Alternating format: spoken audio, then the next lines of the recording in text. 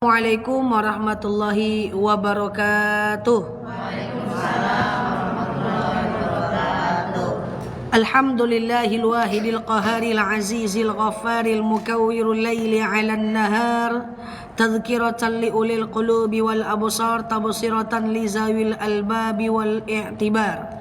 Walhamdulillahilladzi nahmaduhu nasta'inuhu nastaghfiruh wa na'udzu billahi min syururi anfusina wa min sayyiati a'malina may yahdihillahu fala mudhillalah wa may yudlilhu fala hadiyalah.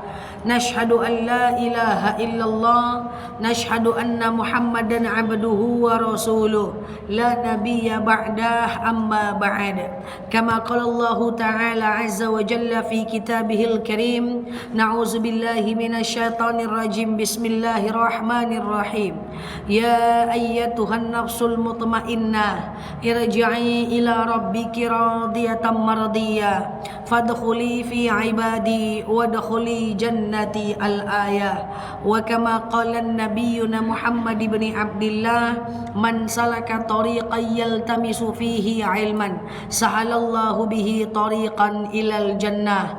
Al-hadis sadaqallahul azim. Ibu-ibu yang saya sayangi karena Allah, alhamdulillah Allah hadirkan kita dalam majelis ini. Sebelum kita mulai kajian kita berdoa kepada Allah, semoga siapapun kita yang hadir dalam majelis ini, insyaallah Allah sehatkan badan kita, Allah kuatkan jasad kita, Allah tambah ruh keimanan kita, Allah luaskan rezeki kita, Allah angkat segala masalah kita, Allah jauhkan kita dari orang-orang zalim, Allah matikan kita dalam keadaan husnul khatimah. Amin. Allahumma amin. Ibu-ibu semua sehat? Alhamdulillah. Selanjutnya innallaha wa malaikatahu yusalluna 'alan nabi ya ayyuhalladzina amanu sallu 'alaihi wa sallimu taslima. Salawat salam kita hadiahkan kepada baginda Rasulullah sallallahu alaihi wasallam dengan lafaz Allahumma salli ala Muhammad wa ala ali Muhammad. Ibu-ibu yang saya sayangi karena Allah, alhamdulillah hari ini di minggu pertama ya. Di minggu pertama di hari Sabtu kita belajar tentang bab tauhid. Nah, ibu-ibu yang saya sayangi karena Allah, kemarin kita udah belajar tentang apa kemarin? Ihsan ya. Ihsan. Baik, ibu-ibu, hari ini kita belajar tentang bab takdir. Oke, bab takdir. Jadi catatan ibu itu kan minggu pertama tauhid. Tulis, sisakan beberapa lembar. Minggu kedua nanti fikih, sisakan beberapa lembar. Minggu ketiga nanti sirah, sisakan beberapa lembar. Biar ibu tahu batasan kajiannya sampai di mana. Jadi dia tidak bercampur. Buku tarjimnya bedakan dengan buku tausiahnya. Beda kan? Atau baca puasa situ sadonya. Bedakan bukunya. Ya, ini buku tarjim. Ini buku Untuk tauhid satu, nanti untuk fikih satu, jadi lain-lain. Oh, untuk tauhid satu bukunya. Oh, banyak buku cuma anak sekolah. Siap. Lebih lagi pada anak sekolah ya. Oke, baik ibu-ibu yang saya sayangi karena Allah, kita belajar bab tauhid, bab dasar ya. Hari ini kita belajar tentang konsep takdir. Coba jawab seperti yang sering saya sampaikan. Ibu-ibu, takdir itu rukun iman nomor 6 apa?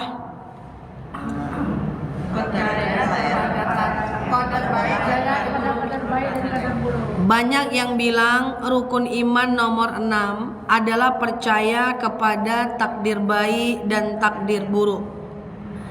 Tapi ini salah.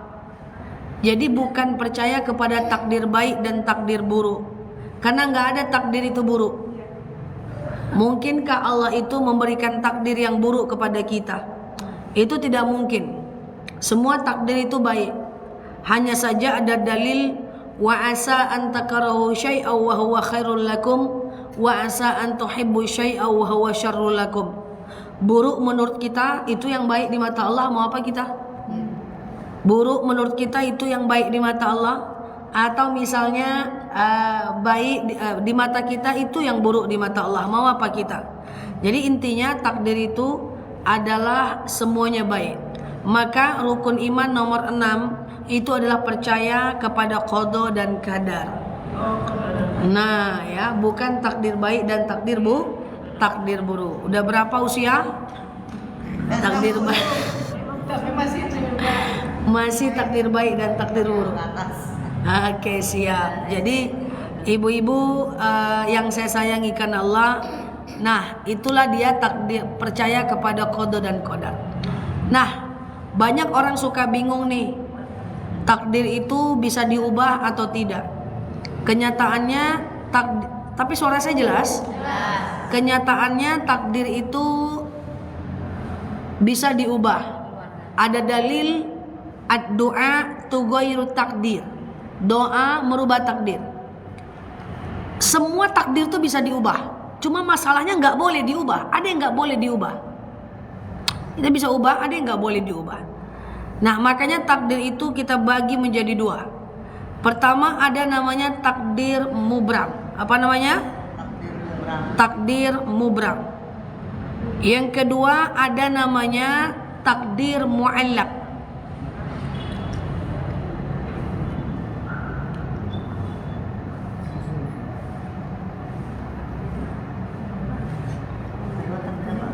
Takdir mu'allaq. Mu'allaq, bukan mu'allaf. Mu'allaf orang masuk Islam. Hah? Iya, mu'allaq. Coba, mu'allaf artinya apa? Orang masuk Islam. Mu'allaq artinya apa? Takdir yang bisa diubah, ya kan? Bedanya apa? Titik doang. Beda titik, beda arti. Satu fa, satu ko, ya kan? Iya enggak? Yang satu fa, yang satu ko. Ya, mu'allaf artinya orang yang masuk Islam. Mu'allaq artinya takdir yang bisa diubah. Oke? Jadi takdir itu terbagi dua. Ya, takdir mubram dan takdir mu'allaq. Takdir mubram adalah takdir. Nah, udah ya, kita bahas ya. Yang pertama adalah takdir mubram. Takdir mubram ini adalah takdir yang tidak bisa kita ubah.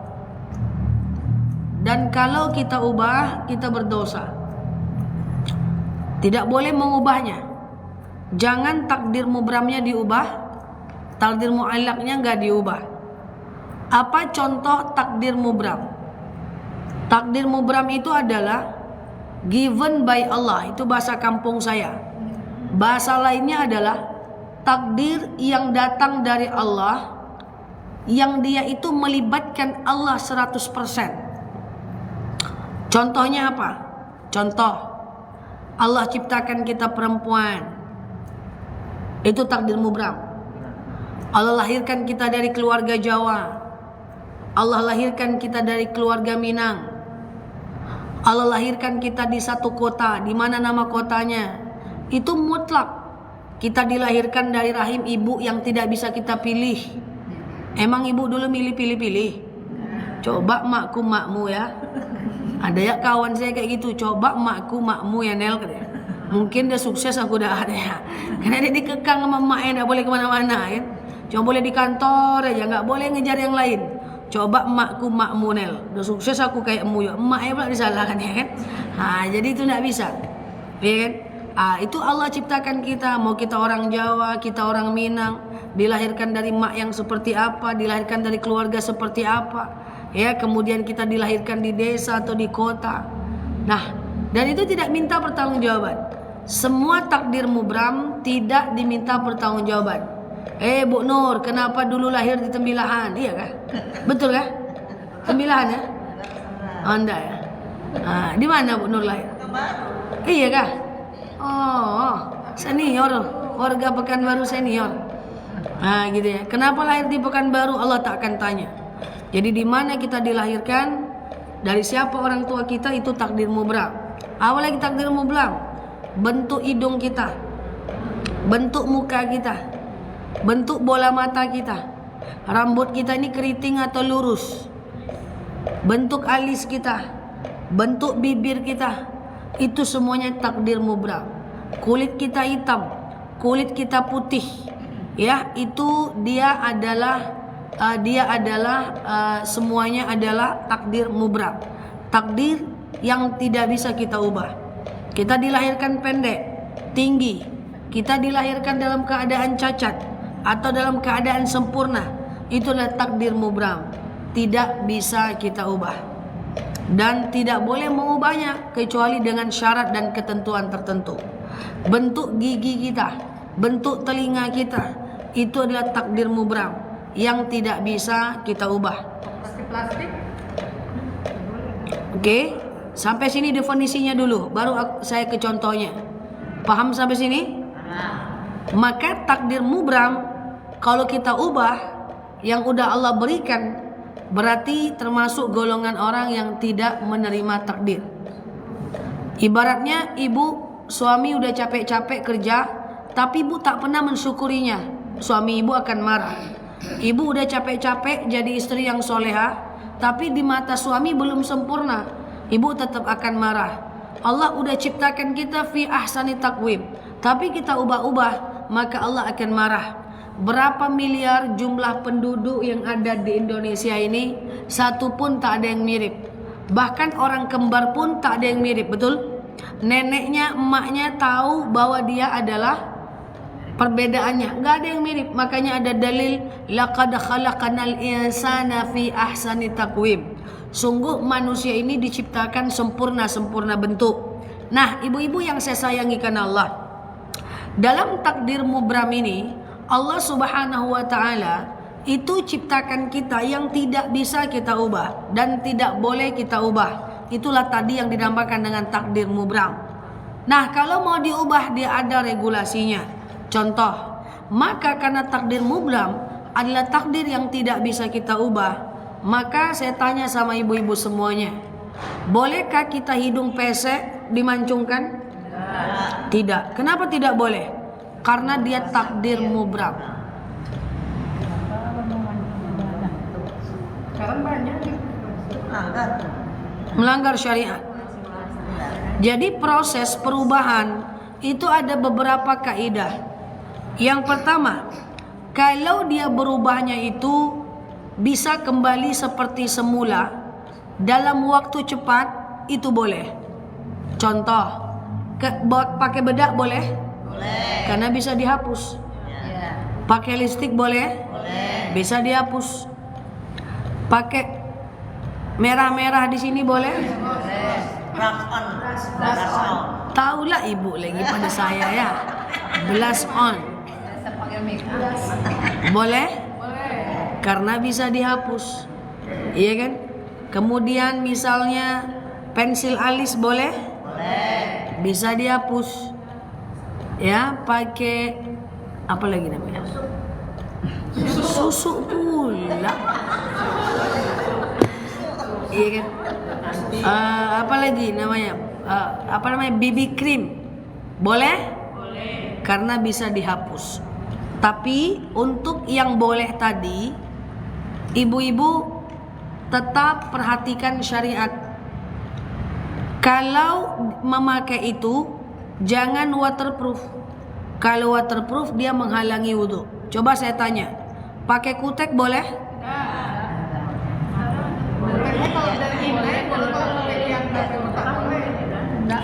Kutek bisa dihapus? Jadi pakai kutek itu boleh. Cuman waktu ngambil wudhu, ibu harus hapus supaya wudhunya masuk ke dalam kukunya, air wudhunya. Jadi umpamanya gini Ustazah, berwudhu dulu, berwudhu pakai kutek, sholat boleh? Boleh, nggak ada masalah. Tapi sesudah itu harus dihapus. Iya, 5 kali sehari semalam lah ngapus. Iya kan? Karena dia tidak permanen, iya kan? Nah, hati-hati ibu kalau pakai bedak, pakai lipstik. Tadi hukumnya apa? Pakai bedak, pakai lipstik. Hukumnya apa? Boleh. Tapi jangan waterproof. Waterproof itu anti air. Pakai maskara boleh? Kenapa boleh tadi?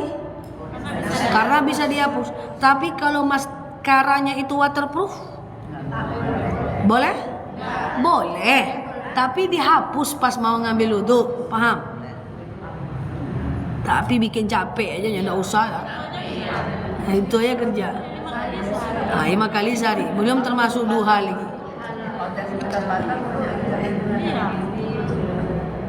Nah, jadi kalau dia ini masih konsep pertama nih, kita pelan-pelan nih. Kalau dia bisa kembali seperti semula dalam waktu cepat, itu boleh. Asal tidak tabarruj, contoh tindik gigi, kan bisa kami cabut ustazah, tapi kan tabarruj lain daripada yang lain, dia tidak boleh. Paham sampai sini? Kalau inai itu nggak apa-apa, karena dia masuk ke dalam kuku, dia tidak menghalangi wudhu. Paham? Jadi takdir mubram itu kan tadi takdir yang Allah ciptakan kita, yang tidak bisa kita ubah. Tapi boleh kita merubahnya dengan syarat dia kembali seperti semula dalam jangka waktu yang cepat. Kecuali apa-apa yang disunahkan untuk memotongnya. Misalnya potong bulu ketiak itu bukan merubah bentuk, memang disunahkan barang itu. Ya kan? Nah, potong bulu-bulu memang disunahkan dia. Nah, sekarang tapi kalau dia permanen, perubahannya itu tetap, perubahannya itu permanen, atau dalam jangka waktu yang lama, dan lamanya itu kembali seperti semulanya itu nggak jelas. Artinya waktunya lama, dia berubah juga seperti dalam waktu yang lama, maka itu nggak boleh, haram, atau paling sedikit syubhat. Apa namanya? Syubhat itu adalah antara halal dan haram. Antara halal dan haram, diragukan. Nah, itu adalah syubhat. Apa contohnya? Misalnya nih, merubah yang permanen, merubah takdir mubram, yang takdir mubram itu berubahnya permanen. Contoh misalnya, hidung pesek, operasi mancung. Permanen? Haram, berarti merubah takdir mubram. Bibir tipis jadikan lebar, lebar jadikan tipis, boleh? Karena dia permanen, iya kan?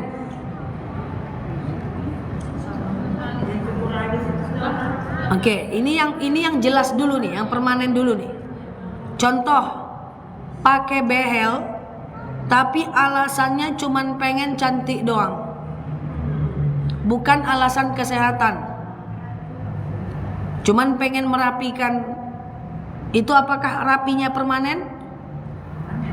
Setelah dirapikan, apakah behel itu rapinya permanen? Permanen. Jadi boleh nggak? Lambat betul jawabnya, padahal tahu ya.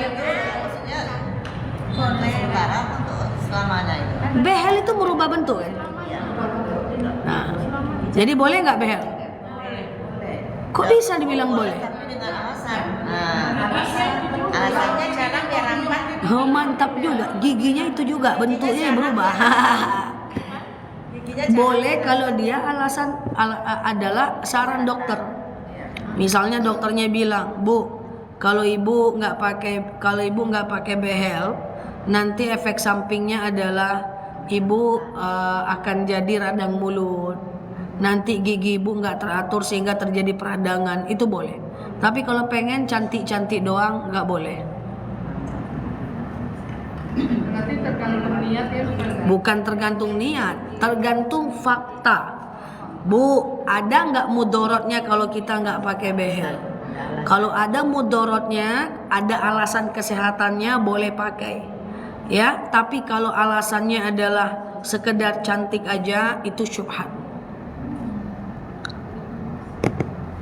Contoh lagi misalnya, ibu-ibu yang saya sayangi karena Allah, itu kalau dia permanen ya, kecuali alasan kesehatan, misalnya seperti pen, itu kan kesehatan, dia masang pen, kemudian sumbing, kan diubah, supaya dia bisa ngomong. Gigi palsu kan tuh kesehatan. Masa ibu makan bubur ayam terus? Iya kan? Nah ini itu adalah alasan kesehatan. Maka itu hukumnya boleh. Nah, jadi ini yang ini dulu nih pelan-pelan nih, ini pelan-pelan. Kalau yang dia bisa kembali seperti semula itu boleh, asal jangan waterproof, ya kan gitu kan. Tapi kalau dia permanen itu jangan sama sekali, oke? Nah sekarang nomor 3, ada yang semi permanen. Dia bisa kembali seperti semula, tapi lama. Kalau gigi palsu permanen boleh? Boleh, kan alasannya kesehatan. Tapi ini yang nomor 3 nih. Kalau yang tadi kalau langsung berubah seperti semula kan boleh. Kemudian kalau dia permanen berubahnya kan nggak boleh. Sekarang ada nih, dia berubahnya itu lama. Dia tidak permanen tapi lama. Paham maksudnya nih? Dia tidak permanen tapi lama, berubahnya seperti bentuk semula. Maka status hukumnya syubhat. Apa namanya? Syubhat. Syubhat itu adalah bainal haram wal haram. Bainal haram wal haram. Bainal halal wal haram. Antara halal dan haram. Status hukumnya ini tak jelas. Maka orang yang beriman, kalau status hukumnya tak jelas, maka dia disarankan untuk meninggalkannya. Apa contoh? Cukur alis. Bisa kembali lagi semula? Tapi lama, jadi tak boleh. Paham? Tapi kalau pensil alis boleh, karena balik kepada poin pertama. Kalau cuman sisir alis boleh, poin pertama. Sekarang rebonding atau smoothing bisa kembali lama, maka syubhat. Ini harus pintar nih, biar nggak ngeblunder ini. Nah, cat rambut, semangat kali bilang boleh. Cat rambut, kalau cat rambut itu dia masuk ke dalam rambut seperti henna yang kita beli di Mekah itu, hukumnya boleh. Tapi kalau cat rambut yang dijual orang banyak, itu dia menutupi rambut, dia tidak boleh. Kan kembali nanti seperti semula, maka waktunya lama, jangan dipakai.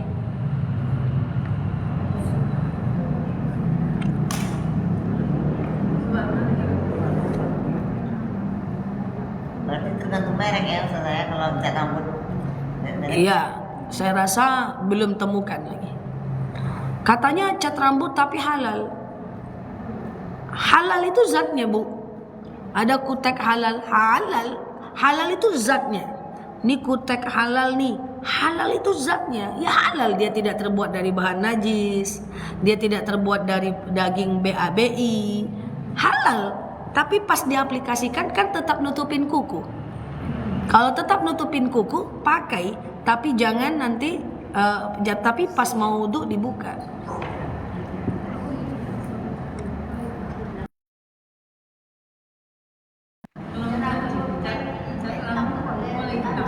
Oke? Nah, kalau ngecat rambut hitam itu udah haram, nggak boleh. Uban dihitamkan atau sampo uban itu nggak boleh. Ya, mencabut uban makruh, tetapi kalau gatal boleh cabut. Jadi pakai extension boleh nggak? Nggak tahu kami apa extension itu saja. Jadi kalau yang hitam tadi bisa rambut warna hitam tapi mereknya henna, nggak boleh juga. Mana ada? Nggak ada. Nggak mungkin henna mereknya hitam. Dalam dalil dikatakan haram ngecat rambut hitam. Oh, berarti nggak ada emangnya. Nggak ada, orang jual pun nggak ada. Rencana mau. Rencana mau ya. Makanya tanya. Apa tadi, sampai mana tadi? Apa istilah apa tadi? Extension apa tadi? Extension. Extension itu adalah nyambung bulu mata atau nyambung rambut, bisa nggak kembali seperti semula?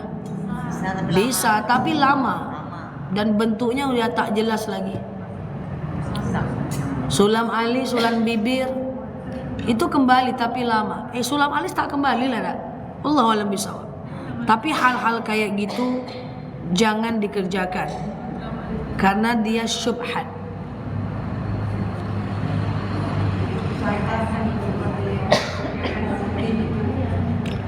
Kalau dia perawatan seperti skincare misalnya ya, dia perawatan misalnya seperti skincare gitu ya, kemudian seperti yang namanya serum, itu adalah sama dengan obat. Dia untuk kesehatan harus pakai itu. Atau ibu minum kolagen, atau ibu pakai serum ya, atau ibu pakai daily glowing moisturizer, itu boleh aja, nggak ada masalah. Kalau suntik pemutih syubhat karena dia bukan bagian dari perawatan, dia merubah takdir mubram. Bisa hitam legam jadi putih macam Aisyah.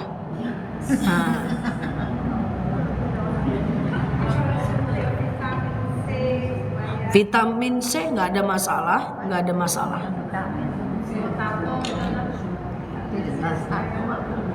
Kalau cat rambut hitam, tapi kan keluar saya tutup aurat, Ustazah.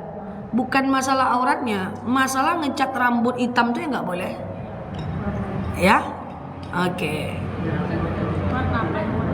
Selain warna hitam boleh, tapi mereknya, tapi dia yang masuk ke dalam rambut seperti henna. Jadi itu adalah takdir mubram. Ya. Nah, kalau mau juga dia yang pakai henna yang dia masuk ke dalam rambut. Ke dalam rambut. Oke? Paham atau bingung?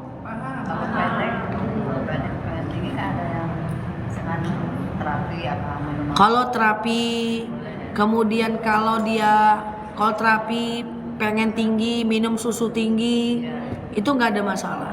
Dia sama dengan minum kolagen biar kulitnya kenceng, asal terbuat dari bahan halal, nggak ada masalah.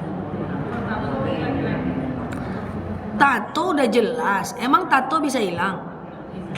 Bisa, sakit, tapi dia permanen itu, nggak boleh tato, ya. Tapi kalau sekedar perawatan, ya ibu misalnya ngapain lah ibu perawatan facial atau detox, ya itu nggak apa-apa.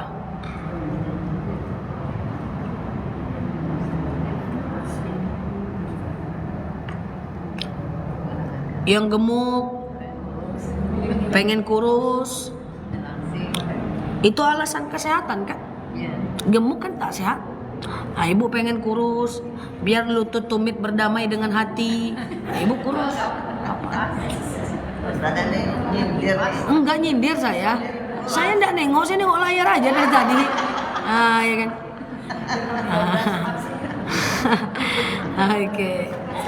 Behel udah tadi ya. Oke. Sedot lemak boleh nggak? Lemak. Boleh kan, lemak perawatan juga ya? Iya, dia termasuk perawatan, disedot lemaknya. Ya, silahkan. Sedot lemak boleh, emang tapi tak tahan uangnya. Iya. Nggak tahan uangnya ya. Oke.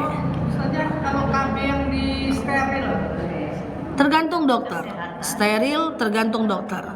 Kalau dokternya ngomong, Bu, kalau ibu nggak steril, nanti ibu kalau hamil suami ibu akan kemungkinan lewat Banyak. atau misalnya anak ibu nanti bakal nggak sehat dan ibu diharuskan untuk steril untuk hifzun nafs, menjaga nyawa. Kalau dia tak punya anak lagi gitu. Nyawa itu boleh. Kalau menjarakkan KB masih bisa, ada ulama yang membolehkan. Tapi kalau dia sekedar ingin tidak punya anak, dia steril nggak boleh. Sama status dengan behel tadi. Seperti behel tadi mirip kasusnya. Jadi maksud saya, Kalau bisa janganlah diubah-ubah yang ini. Ini namanya takdir mubram.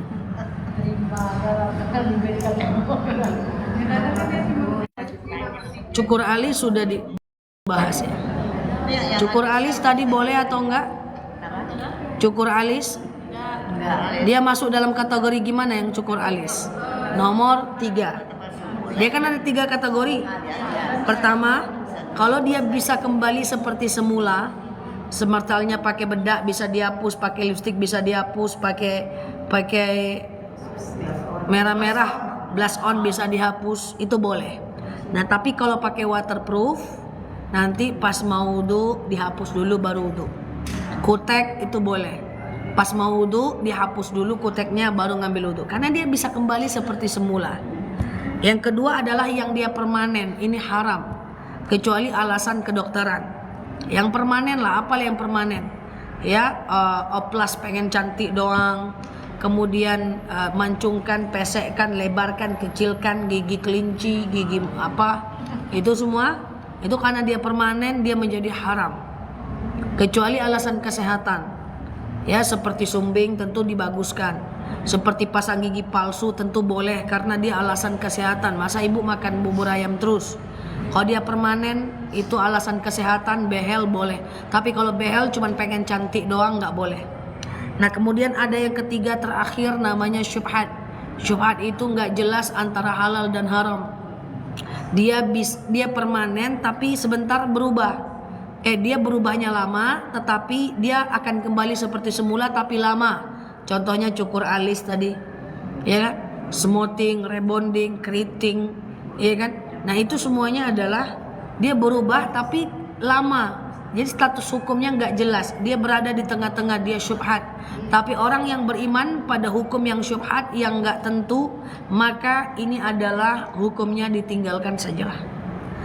Saya udah terlanjur Ustazah. Saya udah terlanjur tanam hidung, tanam benang, sulam ini, sulam semuanya udah terlanjur. Abaikan. Kan kita nggak ngerti dulunya. Insyaallah innallah yaghfirul. Mantan-mantan terlanjur ya. Oke. Kalau udah terlanjur yang lalu biar berlalu.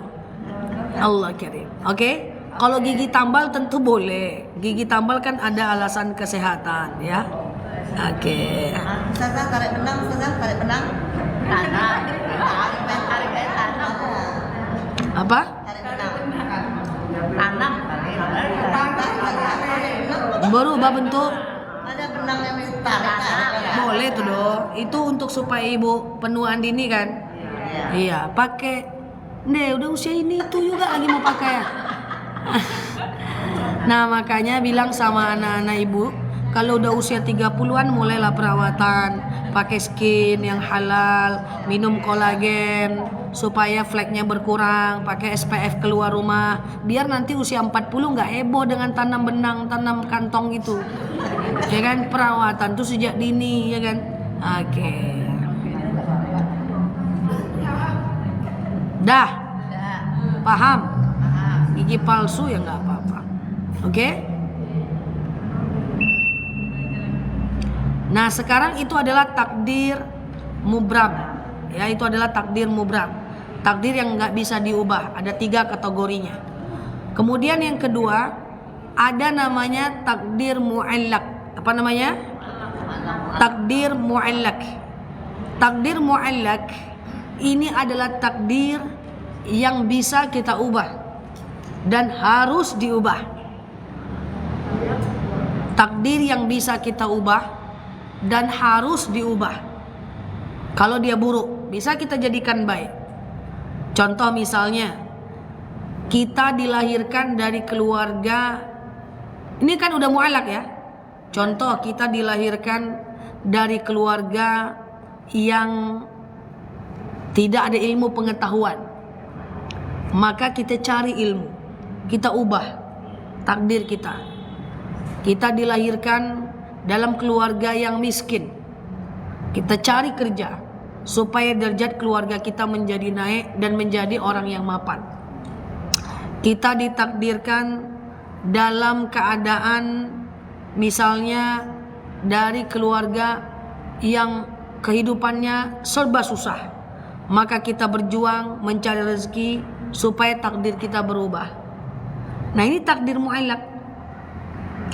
Yang diubah tuh ini bukan bentuk hidung. Ini orang terbalik-balik. Aku kan gak ada ilmu dong, gak diubah. Aku nih kan memang hidup kayak gitu aja dari keluarga yang susah. Nggak diubah, bentuk hidung diubahnya. Nah, ini orang tak bisa tempatkan mana takdir mubram, mana takdir mu'allaq. Maka yang kita ubah itu mu'allaq.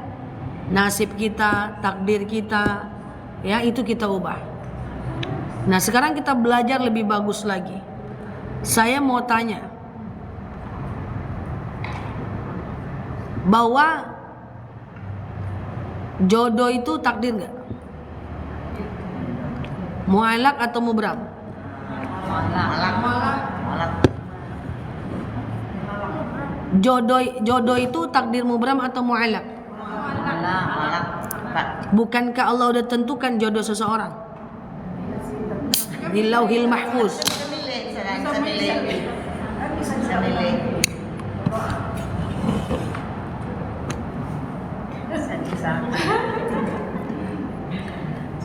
Jodoh kita itu adalah takdir kita.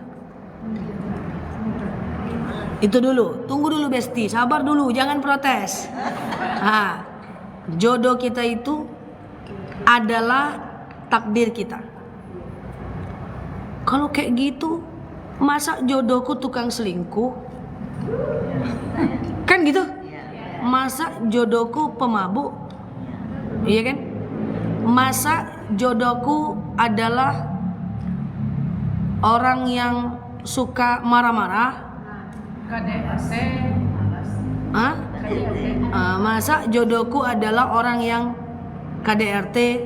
Jadi gini, jodoh kita, takdir kita. Tapi pemabuk, selingkuh, dan kemudian dia pemabuk, dia selingkuh, kemudian dia itu adalah menjadi orang yang suka mukul, itu adalah mu'allaqnya dia. Itu sifatnya dia, yang dia diminta pertanggungjawaban. Paham nggak? Coba pelan-pelan. Takdir mubram adalah takdir yang tidak bisa kita ubah, dan kita tidak akan diminta pertanggungjawaban atas itu, ya kan? Iya nggak sih? Kita tidak bisa diminta pertanggungjawaban atas perbuatan itu, atas yang Allah ciptakan kita. Tapi kalau takdir mu'allaq, diminta nggak pertanggungjawabannya atas perbuatan kita itu. Nah, jodoh kita takdir, tapi persoalan dia selingkuh, persoalan dia adalah menjadi orang yang jelek, yang nggak baik, itu adalah takdir mu'allaqnya dia. Ya, itu pilihan dia, bukan karena Allah yang menjadikan dia seperti itu. Paham saya ini? Oke? Paham? Pulang aja yuk. Sifat. Sekarang gini, ini ada jodoh kita nih, inilah suami ibu deh, tapi kok suamiku ini jelek ya, tapi kok suamiku ini suka selingkuh ya, tapi kok suamiku ini jahat ya, tapi kok suamiku ini, sementara suami orang baik. Jahat, suka selingkuh, atau baiknya dia, itu adalah takdir mu'allaqnya dia. Sebenarnya dia bisa jadi orang baik, tetapi dia memilih jadi orang yang buruk. Karena kullu mauludin yuladu alal fitrah. Setiap kita ini dilahirkan dalam keadaan fitrah. Baik buruknya dia itu pilihan dia. Paham? Oke, tapi bisa nggak kita ubah dia jadi orang yang baik? Bisa nggak kita ubah dia jadi orang yang taat? Bisa. Paham? Nah, makanya pakai dalil ya ayyuhalladzina amanu la taqnatum mir rahmatillah. Jadi jangan putus asa dengan rahmat Allah, karena kalau pada takdir mu'allaq, suami yang tak taat bisa kita jadikan taat dengan kita berusaha dan mendoakan dia, karena dia mu'allaq. Ya, pada takdir mu'allaq kita tidak boleh berputus asa. Ya kan, makanya ada orang yang bilang, "Ustazah, suami saya itu menjadi orang yang tidak sholat. Boleh nggak saya menceraikan dia?" Saya bilang, kalau kesalahan dia itu hanya merugikan dirinya aja, maka tidak usah berpisah, bersabar, jangan putus asa. Bisa jadi 10 tahun, 20 tahun lagi dia jadi orang yang paling taat. Tapi kalau kesalahan dia itu tidak mengantarkan kita kepada ibadah, malah kesalahan dia itu membuat kita tak bisa mengaji, kita tak boleh sholat, tak boleh majelis taklim, kita disuruh buka aurat, baru selesaikan itu. Oke? Paham ya? Nah, itulah yang ingin saya sampaikan. Nah, jadi ibu-ibu yang saya sayangi karena Allah, itu dia. Jadi wala taqnatu min rahmatillah, ya. Jadi kita tidak boleh putus asa dengan rahmat Allah. Yang putus asa itu orang-orang yang zalim. Kecuali kalau kita yang dibuatnya tidak sholat, kecuali kalau kita yang dibuatnya tidak puasa. Intinya gini, rumah tangga itu mengantarkan kita kepada kebaikan, betul? Kepada ibadah, kepada ketaatan.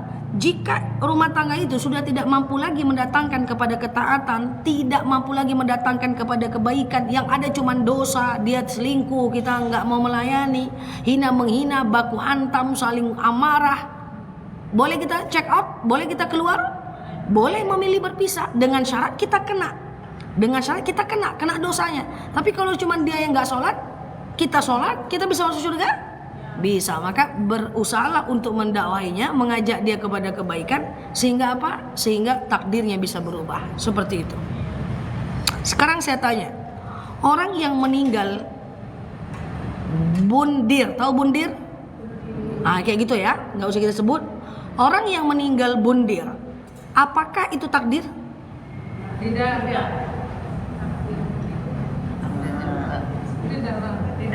Itu perbuatan dia. Pilihannya. Orang yang bundir, apakah itu takdir? Tapi kok dia mati? Tergantung apa kenapa tidak? Berarti takdir. Tapi ada juga yang bundir tak mati. Berarti takdir atau enggak? Apa nih yang kapal? Pulang aja yuk. Jadi gini, bundir itu bundir itu kayak gitulah. Nggak bisa disebut. Kalau sebut pelanggaran di TikTok ya. Jadi kayak gini ya. Besok misalnya kita jadwal meninggal. Misalnya ada orang, misalnya katakan besok jam 1 jadwal mati kita. Jadwal mati kan takdir. Mana bisa diubah? Ada dalilnya. Idza jaa ajaluhum la yastakhiruna sa'atan wa la yastaqdimun. Iya kan? Maka jika datang ajal, maka tidak akan digeser saatan, 1 jam ataupun 1 detik. Jadi jadwal mati itu adalah dari Allah. Iya dong? Betul? Katakan besok hari Minggu jadwal mati kita jam 1 siang, jadwal meninggal kita jam 1 siang. Oke? Katakan jadwal meninggal kita jam 1 siang. Itu takdirmu Bram, Bu. Nggak bisa ibu ubah, Bu. Udah besok Bu jam 1, Bu. Oke? Tapi cara meninggalnya kita yang tentukan. Itu mu'allaq.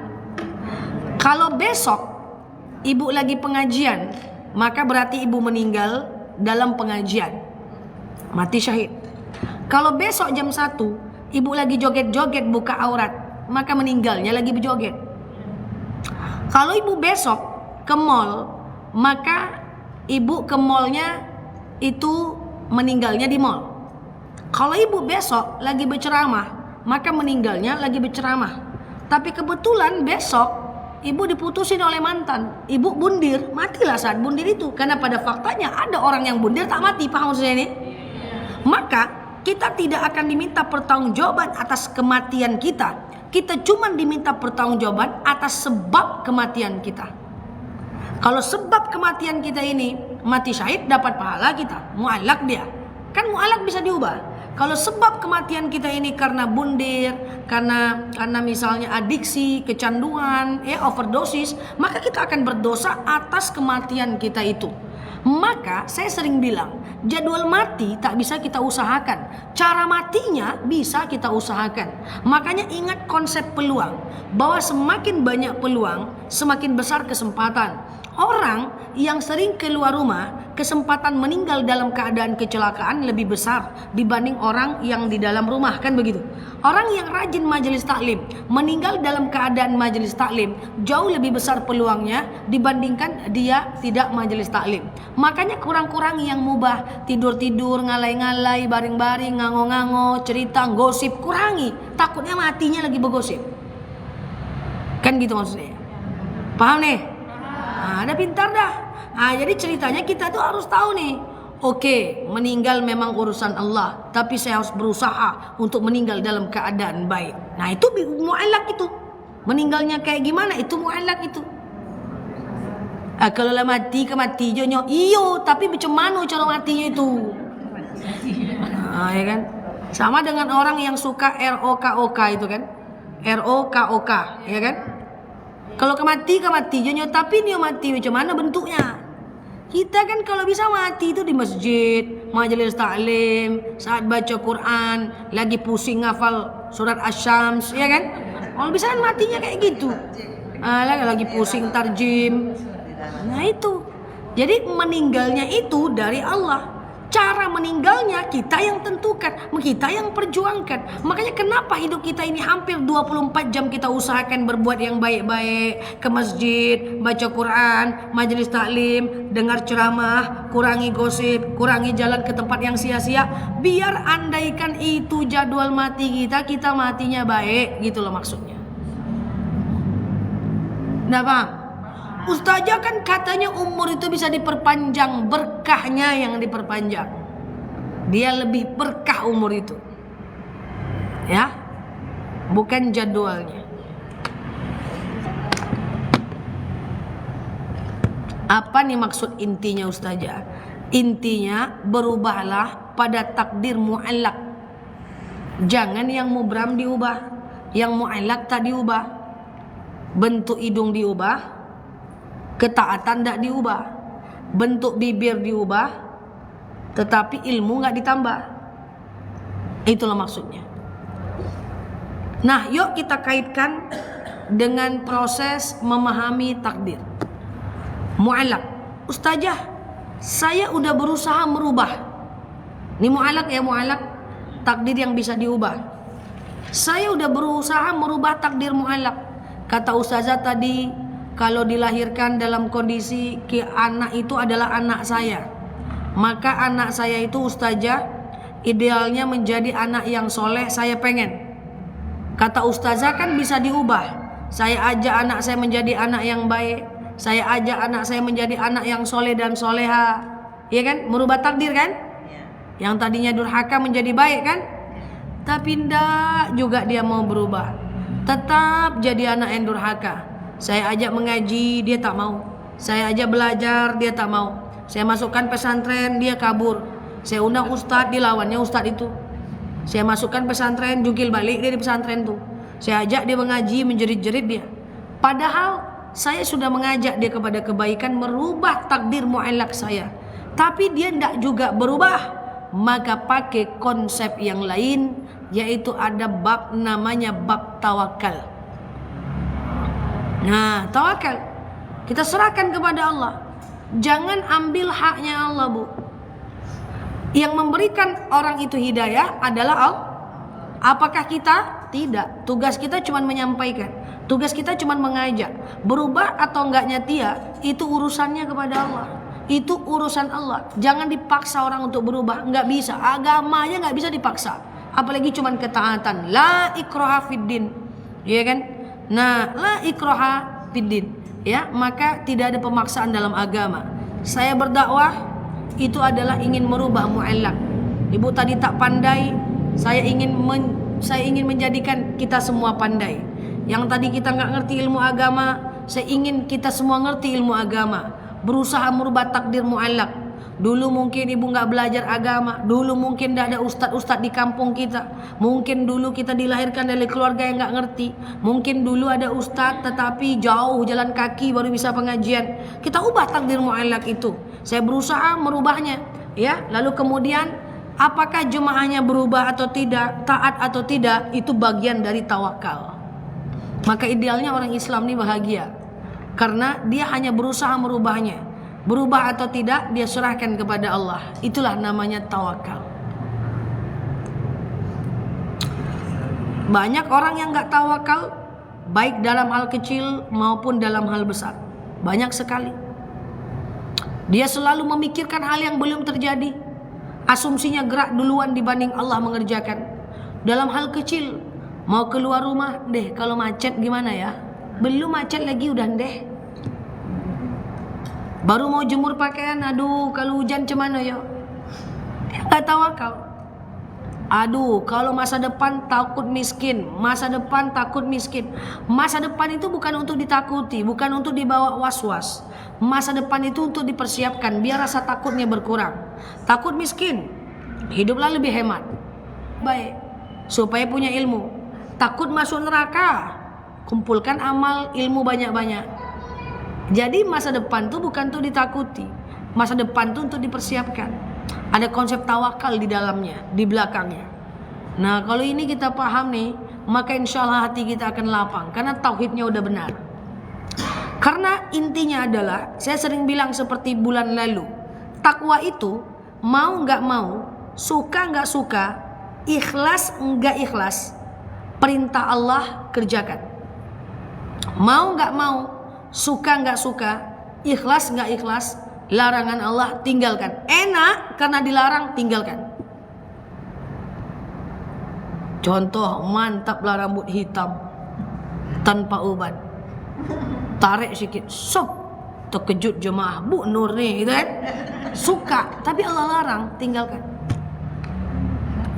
Extension, cantik kita pakai extension tubuh, lentik bulu mata gitu sampai 1 kilometer ke depan. Teman-teman saya yang pakai extension tuh cantik betul. Mau saya, suka saya lihatnya, pengen cantik kayak gitu juga. Tapi kan Allah larang, tinggalkan, walaupun kita suka. Oh ada yang kita tak suka, tapi Allah suruh kerjakan, kerjakan. Bangun tengah malam, mengantuk-ngantuk. Ya Allah, kalau enggak karena perintah kau ini, takkan ku kerjakan. Karena ini perintahmu lah aku kerjakan. Walaupun berat, kerjakan. Kan takwa. Puasa, lapar. Tapi karena ini perintahmu ya Allah, saya kerjakan. Itulah kalau tauhidnya benar. Kan kita udah belajar soal ini kemarin. Takwa. Nahan marah. Ah, mana enak nahan marah ustazah. Sakit jantung mati nanti. Kita nih hidup nih maunya plong. Aku tuh orangnya pokoknya apa yang ada isi hati aku sampaikan. Aku ingin jadi diri aku sendiri. Mana bisa? Emangnya bisa kita jadi diri sendiri tapi nyakitin hati orang lain? Tahan amarah, ndak enak ustazah. Kalau nggak enak, kalau itu perintah Allah, kerjakan. Tahan marah, ndak boleh marah nyakitin orang lain. Riba tuh enak ustazah, kita bisa punya mobil, punya motor, bisa punya rumah. Tapi kalau dia larangan Allah, tinggalkan. Ini yang geluh-geluh tuh Ustazah, yang mengeluh-geluh tuh termasuk syirik kan? Geluh-geluh kan? Ah gimana nanti hari hujan, nanti hari panas. Itu termasuk dia tidak tawakal, tauhidnya bermasalah. Khawatir masa depan kan? Iya. Ah iya, belum terjadi dia udah pikirkan. Termasuk syirik kan tuh? Bukan syirik, itu tauhidnya yang belum duduk.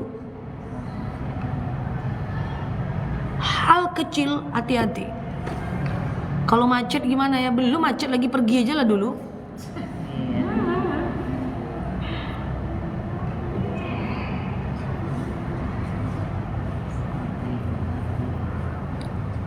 Mati ketakutan Ustazah.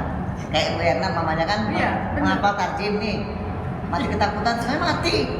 Tapi mati ketakutan menghafal tarjim.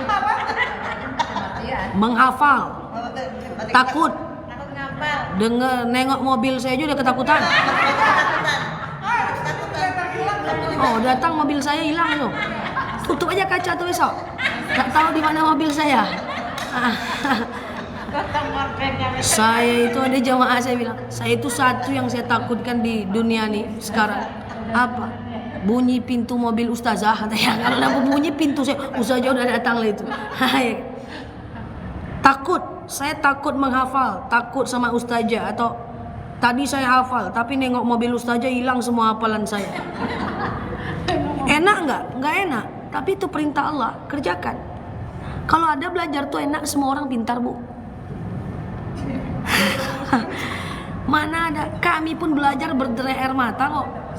Saya belajar berderai air mata, ibu-ibu belajar berderai air mata. Silahkan, nggak ada masalah. Kalau ada belajar enak, semua orang pintar. Paham? Udah sebaik ini saya takut juga ya sama saya. Mana pernah saya marah, ya kan? Nah, apa tuh? Kenapa takut-takut? Ya. Kenapa? Oh, lihat mobil ustazah takut. Jantungan Ustazah, Jantungan. Nah, gitu kan. Jadi nggak ada belajar tuh yang mudah. Ustazah payah kali ngafal doa-doa. Payah. Emangnya saya belajar gampang? Wah, saya juga belajar berderai air mata. Tapi saya kalau belajar kayak gitu. Ya Allah, kalau nggak karena Engkau tak akan ku kerjakan ini. Baca depan lupa belakang, baca depan lupa belakang, bingung kayak gitu. Tapi kan dia seperti pisau, makin lama diasah makin lancar.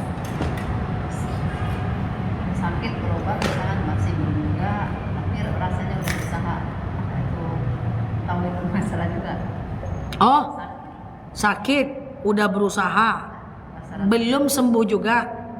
Ya, Pertanyaannya, rasa-rasanya kok masih makin berobat kok masih ada aja penyakit. kok masih ada aja penyakit? Kan endingnya tawakal. Nah, makanya ambil hikmah, karena setiap kejadian yang terjadi pada kita pasti ada mafhum mukhalafah, pasti ada maksud dan tujuan baik Allah kepada kita. Satu hal yang perlu kita pahami, tidak mungkin Allah itu zalim sama hambanya. Itu harus clear. Tidak mungkin Allah itu jahat sama ibu-ibu, orang yang sakit bertahun-tahun. Tapi Allah mungkin gak jahat? Tidak. Kadang-kadang Allah itu kasih kita sakit supaya nanti pas sehat Allah jadikan kita orang yang paling bersyukur karena merasakan indahnya sehat. Atau Allah ingin menggugurkan segala dosa-dosa kita dengan kesabaran kita. Makanya yang belum sakit, sekali-kali pergilah ke rumah sakit.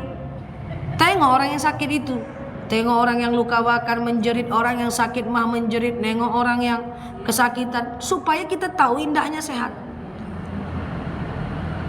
Makanya sekali-sekali pergilah ziarah, biar tahu rasanya mati, biar takut mati. Boleh. Ini jangankan pergi ziarah, nengok jenazahnya kabur. Ayo Bu masuk Bu. Duluan aja lah Ustazah.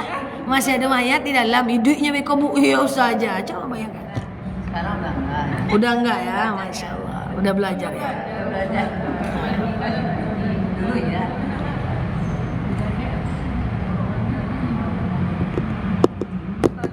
Kalau ada orang ditimpa musibah, misalnya dia terbakar atau apa, itu dosa dia atau apa dia? Ada orang rumahnya kebakaran, ada orang rumahnya terbakar. Itu karena dosa dia atau karena apa? Tergantung, cuman dia dan Allah yang tahu. Kalau dia tak sholat, dia tak puasa, nikmatnya banyak.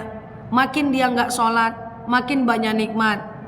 Pernah kan lihat orang tak sholat, tak puasa, kasar, tapi rezekinya banyak? Nah, orang itu istidraj.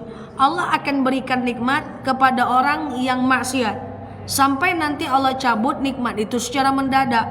Itulah namanya rumah terbakar mendadak, kemudian PHK mendadak. Itu musibah. Kalau dia tidak taat, itu azab, musibah.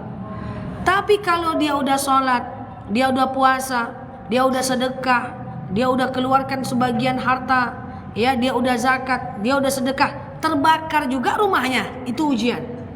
Ujian itu adalah engkau taat tapi tetap dikasih kesulitan. Allah ingin melihat apakah dengan sulit itu masih tetap bertahan gak dalam ketaatan atau menyerah di tengah jalan. Kalau gini, ya Allah aku udah sholat, udah puasa, udah sedekah, udah zakat, kok terbakar juga rumahku ya, percuma aku sholatnya, besok gak usahlah sholat. Itu gagal dia tuh. Ada orang kayak gitu kan? Percuma aku berdoa, gak juga doh. Kata ustazah kalau kita sedekah nanti Allah ganti rezeki kita. Saya sedekah tapi hilang juga motor saya, tak usah lagi sedekah, percumanya. Itu gagal tuh. Kita sedekah, hilang motor kita, tetaplah kita sedekah. Allah itu ingin melihat kesetiaan kita. Jadi jangan kita nilai pula orang, woi rumahnya terbakar, tulah musibah tuh.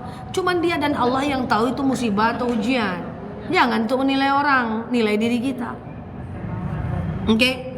Kita itu kalau dapat ilmu, atau saya memberikan ilmu, atau saya dapat ilmu, itu tujuannya tunjuk ke dalam, jangan tunjuk keluar.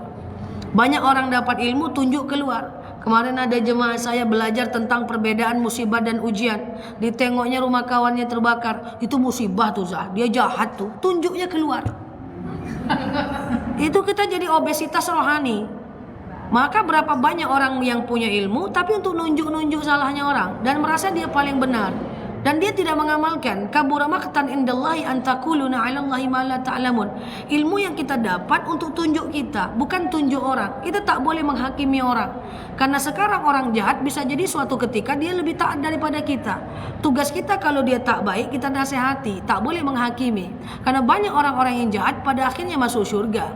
Karena hidayah Allah bisa jadi akan datang pada masanya. Islam ini indah, tak boleh menghakimi orang lain.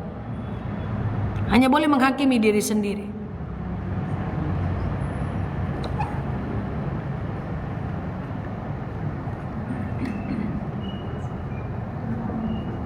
Diam.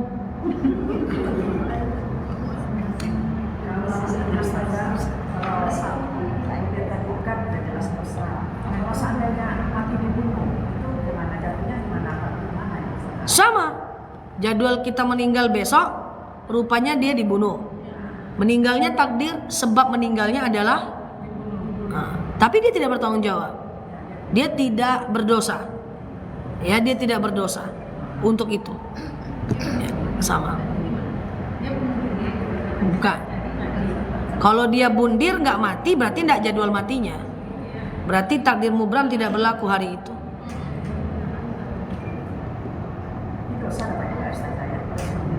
Bundir. Oh, bundir dosa besar. Bundir dosa besar. Berdiri saja, tapi dia nggak tahu meninggal, setelah 3 bulan dia meninggal. Berarti bundirnya tetap berdosa. Aktivitas bundir itu berdosa. Hidup setelah itu baru Aktivitas bundirnya berdosa. 3 bulan matinya, tengok lagi nanti matinya gimana, meninggalnya gimana. itu tergolong bunuh diri atau tidak? Oh iya, ada aktivitas bundir. Kullukum ra'in wa kullukum mas'ulun an ra'iyatihi. Setiap kita itu pemimpin dan akan diminta pertanggungjawaban. Tangan kita, mulut kita, semua diminta pertanggungjawaban. Dan semua ada hukum di sini. Ada dosa dan pahala di sini. Semua ini, semua organ kita ini ada dosa dan pahala. Lisan ada dosa pahala, tangan ada dosa pahala. Makanya ngomong tuh, cakap tuh baik-baik. Jangan nyakitin hati orang. Setiap orang yang tersakiti kita ada dosa di sana. Kalau ngomong kita nyenangkan hati orang, menghargai orang, maka ada pahala di sana. Kalau ngomong jelek-jelek ada dosa di sana. Kalau ghibah ada dosa. Kalau nasihatin orang ada pahala. Apalah arti sebuah kata? Kata itu sangat berarti. Karena saya sering bilang, hukum itu berlaku pada kata. Orang nikah pakai kata-kata kan? Mana ada ijab kabul dalam hati? Orang masuk Islam pakai kata-kata syahadat kan? Orang mu'alaf tak sholat dia, kalau dia nggak ngomong dia murtad, nggak kan murtad dia. Walaupun dia nggak sholat, dia tetap Islam. Ada kata-kata. Talak pakai kata-kata, iya kan? Maka bukanlah arti sebuah kata. Kata itu bermakna. Bahkan nilai orang tuh dari cakapnya. Mana bisa nilai dari hatinya? Belalah dadaku, aku tak mampu. Wah, ya kan? Oke? Bundir itu banyak nanya, bundir itu apa? Tak bisa disebut di TikTok. Ya, catatkan aja teman-teman. Oke, silakan. Sholat kan?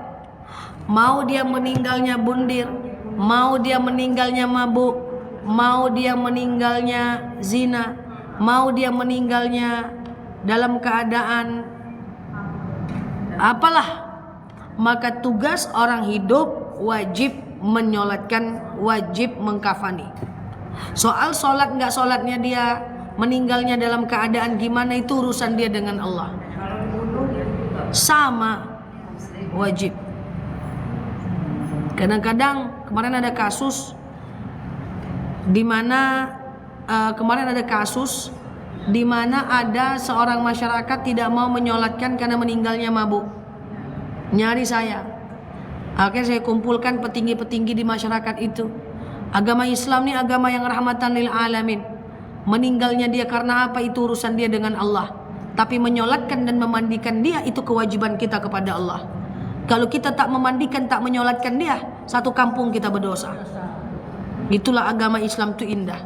Dalam agama Islam la yaziratun wizra ukhra. Kita nak nanggung beban dosa orang. Kita nak nanggung beban pahala orang. Maka jangan sampai ada orang jahat ibu jahat balik. Jahat enggak jahatnya dia itu urusan dia dengan Allah. Banyak orang suka kait-kaitkan, ngapain aku sedekah sama dia ustazah? Bisa jadi dia itu kaya. Bohong atau enggak kaya, bohong atau enggak bohongnya dia urusan dia dengan Allah. Yang sedekah kita tetap diterima oleh Allah. Mau sedekah banyak kali mikirnya. Pengemis kalau dia kaya gimana ya? Enggak jadi. Mau sedekah ke mertua, dia mertuaku jahat, enggak jadilah, enggak jadi lagi. Mau sedekah ke kawan, kawan tuh enggak taiyatan, enggak pura-pura miskin aja, padahal dia kaya, enggak jadi. Mau dia gimana pun itu urusan dia kepada Allah.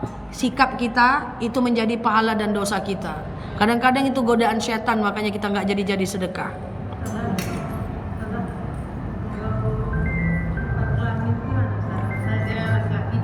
Itu udah jelas haram.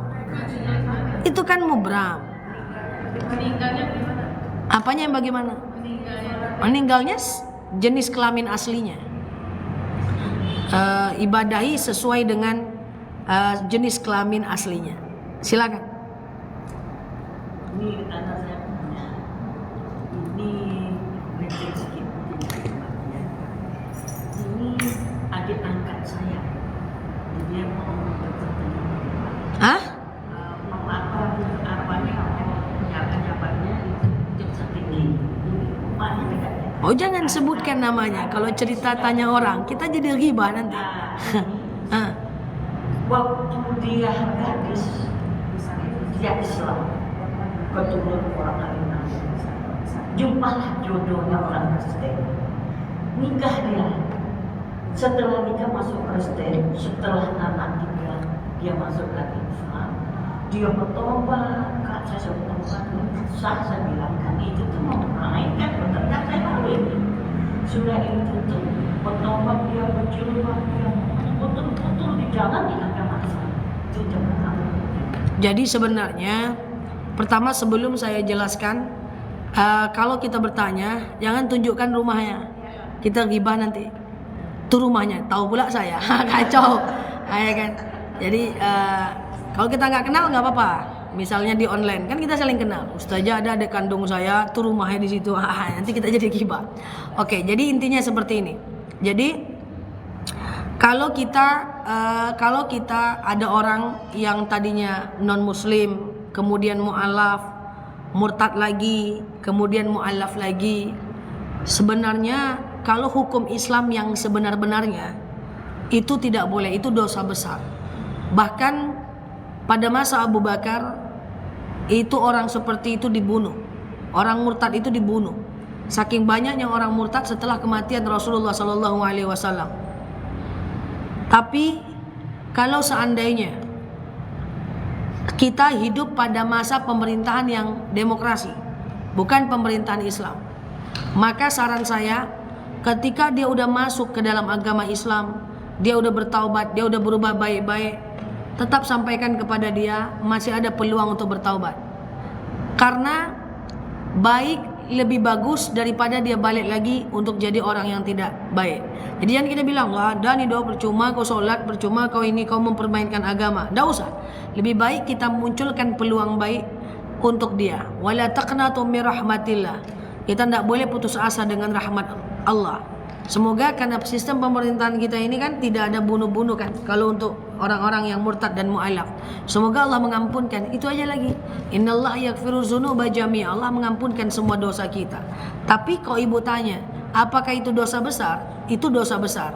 Tapi apakah diampunkan oleh Allah? Sebenarnya orang murtad itu harus dibunuh. Tapi karena kita bukan menganut sistem pemerintahan Islam, dia masih hidup. Tapi maukah kita bilang sama dia, percuma kau ibadah? Kan enggak kayak gitu sikap kita.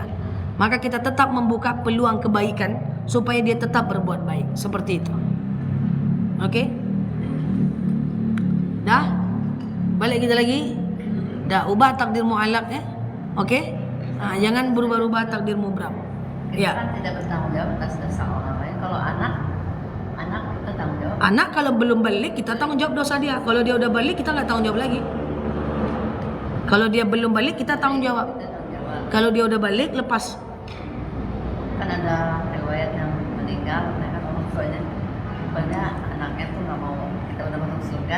Katanya ada riwayat yang nggak jadi masuk surga orang tuanya karena anak. Karena anak. Jadi gini, ada anak tak sholat, dia udah balik, tak sholat, kita diamkan. Itu dosanya karena mendiamkan kesalahan. Bukan kita nanggung dosa anak. Jangankan anak lagi, ibu gosip saya diamkan, ibu zina saya diamkan. Saya juga dosa. Jadi kalau ada anak tak sholat kita diamkan. Nanti ketika di akhirat dia akan nuntut kita. Orang tua saya tahu saya tidak sholat tapi dia diamkan saya. Kita mau masuk surga, maka kita akan tetap bersamanya di neraka. Mempertanggungjawabkan karena kita tak mendidiknya dengan baik. Tapi kalau kita ajak sholat dia tak mau, kita ajak puasa dia tak mau, kita ajak sholat dia melawan, kita masukkan pesantren dia kabur. Kita udah berusaha, tapi akhirnya dia nggak taat. Di akhirat nanti dia akan nuntut, ya Allah jangan orang tua aku masuk surga karena aku tidak jadi anak soleh karena dia adalah mak aku. Ibu kan bisa protes, Allah itu hakim yang paling adil. Udah ya Allah, tapi dia yang tidak mau, ibu tetap masuk surga. Ibu, saya sering bilang, kita ini sayang-sayang nih cuma di dunia. Di akhirat itu kita saling menuntut. Suami nuntut istri, istri nuntut suami, ibu nuntut saya. Yang saya sampaikan salah, ibu akan nuntut saya. Di dunia ini aja, oh Ustazah Nela tersayang. Shalalala, di dunia aja. Andai yang saya sampaikan ini salah, ibu bakal nuntut saya. Nah, di dunia ini aja kita baik-baik aja. Dengan suami, dengan orang tua, I miss you, I love you. Besok di akhirat kita akan menuntut. Hutang piutang 1000 pun kita tuntut. Karena kita pengen amal yang banyak. Orang yang gosipkan kita, kalau tak sempat minta maaf, kita tuntut. Lumayanlah, cuan pahala. Masalah didiamkan. Sementara kan ada orang utang sama, misalnya saya ada utang sama ibu ini yang saya utang itu meninggal. Sementara ibu ini tahu saya itu punya utang sama ibu ini. Itu gimana? Apakah Bu Nur ini menghilangkan ke saya? Bu Nur harusnya mengingatkan ibu. Sementara nanti Bu Nur ini mengingatkan, kalau saya sampaikan nanti saya marah sama. Itu ya kan dia nggak boleh. Kan udah sering saya bilang, kalau mau mengingatkan orang, ingatkan aja dulu. Belum tentu orang itu marah. Kan itu macam tadi. Tidak tawakal. Asumsi bergerak duluan dibanding Allah yang mengerjakan. Sebelumnya dia udah selisih paham. Bu Nur ini udah selisih paham sama saya karena Bu Nur bilang kan ada utang. Iya, tugas Bu Nur hanya mengingatkan. Bu Nur nggak perlu takut orang yang diingatkannya itu marah atau tidak. Karena kalau dia marah, Bu Nur tetap dapat pahala. Kalau orang itu tak marah dan mengganti hutangnya, Bu Nur dapat pahala 2. Jadi dakwah adalah perdagangan yang tidak pernah rugi. Ada kawan saya salah, saya ingatkan dengan bahasa yang tidak menyakiti. Dia balik marah, saya dapat pahala sudah dakwah. Dia memaki saya dapat pahala 2, sabar dalam dakwah. Toh ternyata akhirnya dia mengamalkan, saya dapat amal jariah atas ilmu yang saya berikan. Tak ada ruginya mengingatkan orang. Dakwah yang tak pernah rugi, at-tijaratu indallah, dagang kepada Allah. Hadis. Oke? Sampai berapa kali Ustazah kita mengingatkan orang itu supaya berbaik? 3 kali? Kalau 3 kali ya. Kalau seandainya 3 kali dia nggak mau juga, Abaikan. biarkan aja gitu. Iya. Karena dakwah yang paling minim adalah diam. Oke? Wallahu a'lam bishawab. Demikian kita akhiri ala hazihi niyah al-Fatihah.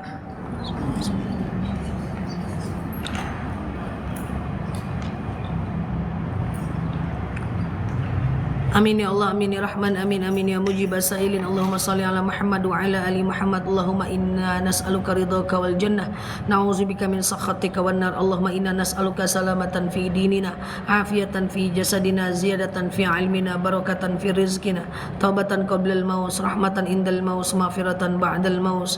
Allahumma hawin alaina fi sakaratil maut, najata minan nari wal afwa indal hisab.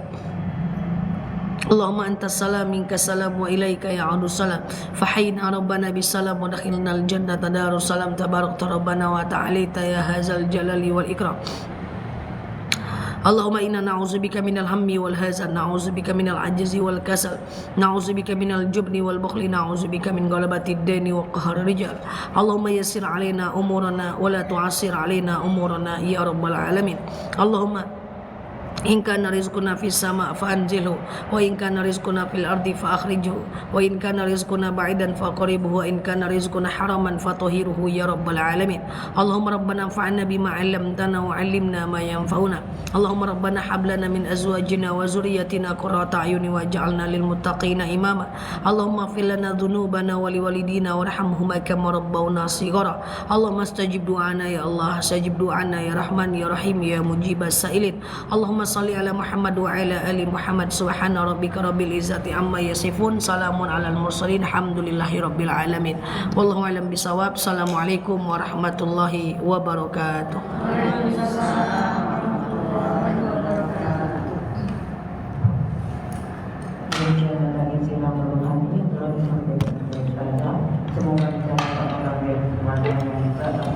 Halo teman-teman semua, thank you ya yang sudah nemenin aku. Teman-teman yang baru mampir boleh klik foto yang ada di atas, kemudian follow, aktifkan tombol loncengnya ya.